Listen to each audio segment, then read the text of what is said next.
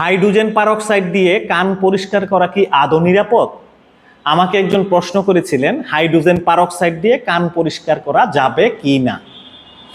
Actually hydrogen peroxide খুব sensitive একটা chemical composition.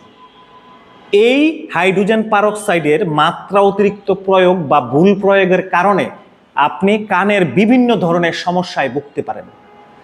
কানের ভিতরে নরমালি যে তেল বের হয় সেই তেল হাইড্রোজেন পারক্সাইডের কারণে শুকিয়ে যেতে পারে এবং কানের ভিতরে শুষ্ক হয়ে যাওয়ার কারণে ব্যথা অনুভব করবেন, প্রচুর জ্বালা পোড়া হবে প্রচুর।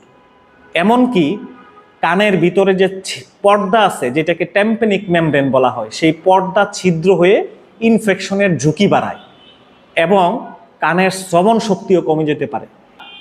অবশ্যই এই ধরনের সেন্সিটিভ কেমিক্যাল কম্পোজিশন বিশেষজ্ঞ ডাক্তার ছাড়া ব্যবহার করা উচিত না। ধন্যবাদ সবাইকে।